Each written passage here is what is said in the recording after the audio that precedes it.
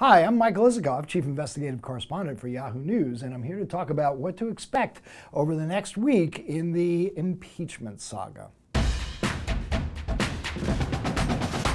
Wednesday is showtime. We'll have the first public hearings in the Democratic effort to impeach Donald Trump as President of the United States. This is the one chance the Democrats now have to make their public case for why Donald Trump has abused his power and should be removed from office.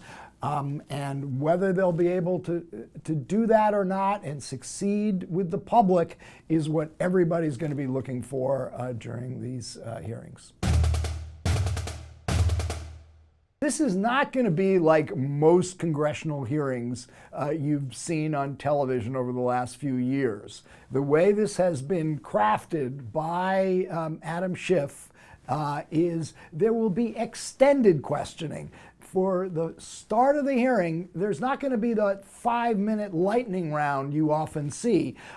Schiff and his chief counsel, Daniel Goldman, will have 45 minutes to question the witnesses, Bill Taylor and George Kent. And then Devin Nunes, the ranking Republican, and his chief counsel, Steve Castor, will have another 45 minutes. The idea is there will be an opportunity for extended questionings, extended follow-up questions, extended answers, and the thinking is this will allow for a much fuller picture for the public about what these witnesses have to say.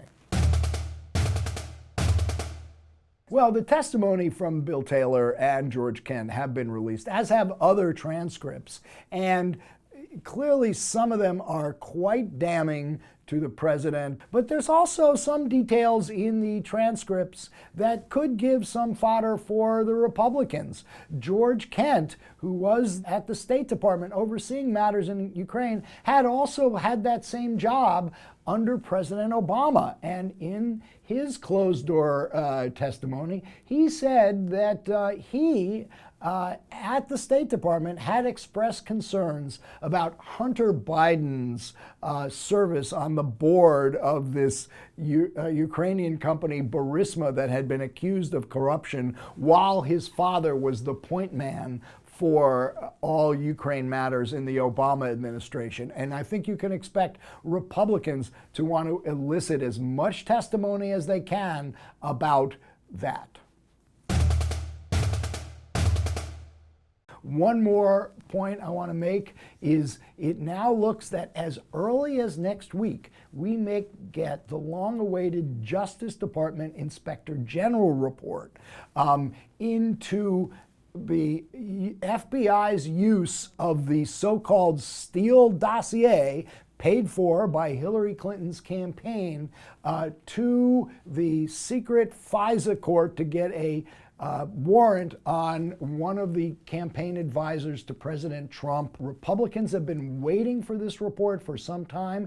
They believe it's going to show abuse by the FBI. And although that does not relate in any way to any of these allegations about Ukraine, I think it will, Republicans are hoping it will, provide them the ammunition to argue, you see, folks in the deep state, in the agencies, the FBI, the CIA, and elsewhere were out to get Donald Trump from the beginning, and this impeachment inquiry is just a further extension of an improper witch hunt by federal agencies, the deep state, from the get-go.